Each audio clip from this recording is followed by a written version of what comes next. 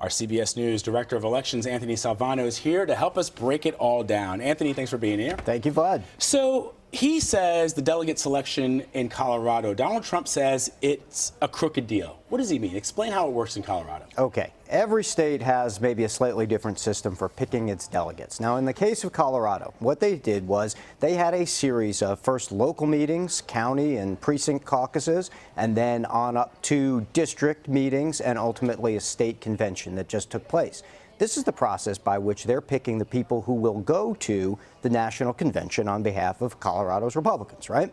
Now, what they didn't do was hold a primary, like we're used to seeing on election nights, like many states do, or a vote in their caucuses, like we saw, for example, in Iowa, where they're holding caucus meetings, but everybody casts a ballot, okay? So they didn't hold that.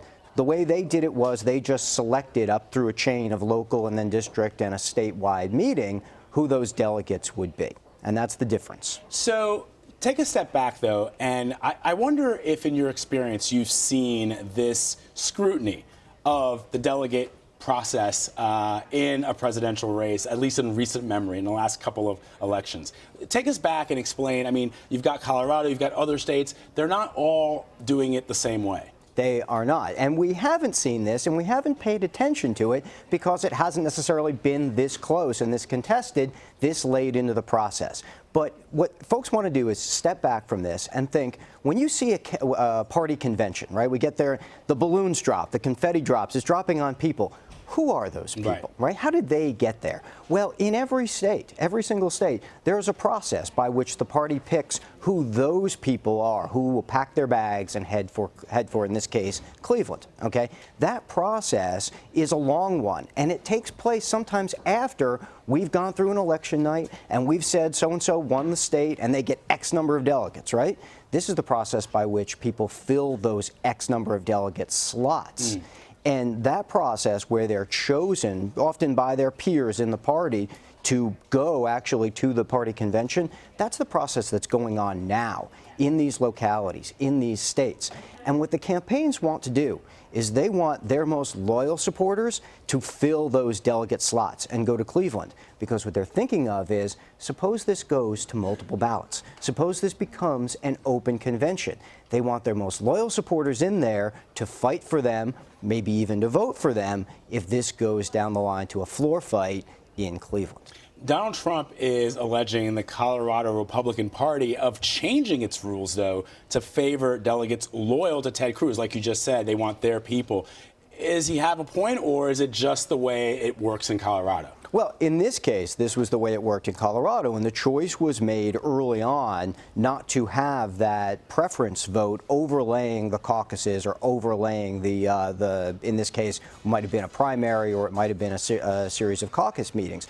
It's oftentimes that presidential preference vote at the caucuses that the party says will bind those delegate slots. That when they cast the vote, that means every candidate has to get X number of delegates based on the vote. So they didn't have that in Colorado. But the larger process here in all of these states, including the ones that have already voted, is as they select those delegates, as they select the people who might be bound to candidates who have long since dropped out of the race. And we've seen that in a couple of other states, too. Now the campaigns are jockeying to say, well, who's going to fill those slots? Because, again, every delegate counts now, especially because Donald Trump in the lead, but he's on a path to, if he keeps winning, just barely make it past 1237.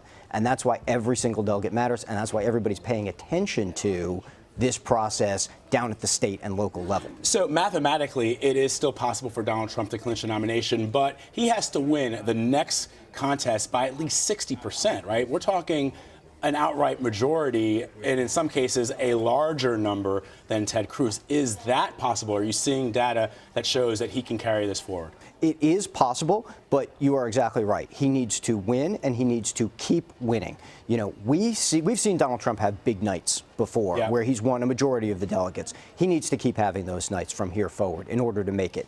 So when you look at, say, New York, I think he's got to get about 2/3 at least of the delegates out of New York. That will let him rebound from the loss in Wisconsin. And then you go forward into the Atlantic states, Pennsylvania, Rhode Island, Delaware, all those places that will hold contests later in April. He's got to do well. He's got to win there. Then he's got to win on into May as we get to Indiana and we go west. Ultimately, we get out in June to California. Now, I'm running through a laundry list of states there. Right. But the point is, there's a long way to go here. Right. We don't often notice that sometimes a candidate will clinch late in the process because we don't often have such a contest that's going this deep into the spring.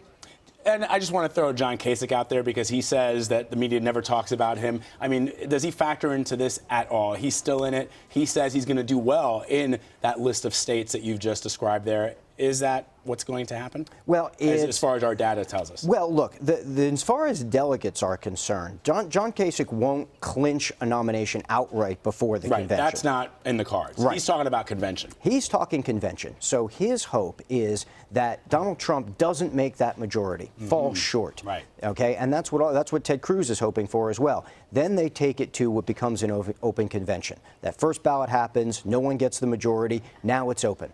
And so now when most of those delegates will be free to choose, if they wish, somebody else, Kasich is hoping he can make then an argument, look, I've done well. If he does do well in these other states, look, I might be competitive in the general. But of course, he'll be arguing against everybody else, against Trump and against Cruz, to say, you should now pick me on that second, third, fourth, or who knows how many ballots if we get to a contested convention in Cleveland. It's been a rough couple of weeks for Donald Trump. He's gone ahead and hired Paul Manafort, who we just saw made that comment about the Cruz campaign using Gestapo techniques. Explain who Paul Manafort is and why it's interesting that Donald Trump, who has been criticized for not having the kind of ground game that Ted Cruz, for example, has, or even Hillary Clinton, should it get to the point that he's the nominee. Who is Paul Manafort and why is he instrumental to what Trump is trying to accomplish? It's those two words you just used, ground game. We throw this around a lot. Pundits throw that around a lot. What does that mean? What it specifically means here is going county by county, state by state, and identifying the people, usually people who are active and loyal and organizing, in this case the Republican Party there, and saying who is going to be the most loyal Trump supporter that we could send to the convention, who could possibly be elected to fill that delegate slot. That's an organizing process. It means knowing people on the ground. It means knowing people in localities who they can put up as part of these slates, as part of these selection processes to go to Cleveland. And that's a very intensive process because there are so many states and so many localities where you have to go and do this. Who will fill those slots? And so that's the kind of organization that they're trying to create now.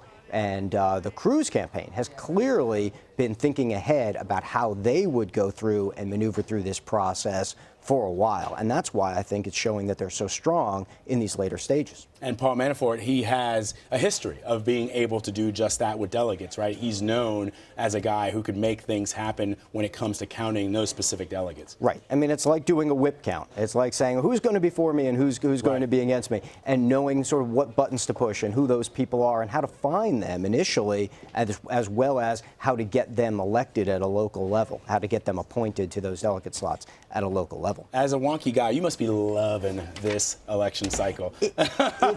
Well, yeah, and it is a great lesson for everybody in how this process works. We always watch it from this sort of 3,000-foot view. So-and-so won the state. Okay, we're done. Right? But you know, all of this is very local. All of this was designed to be very local, to give people who are in the grassroots of the party also a chance to represent and be heard. But not every time do we get to go in and actually pay attention to it because we don't always see a contest quite like this. Anthony Salvanto, thank you, my friend. Appreciate it. Thanks, Vlad.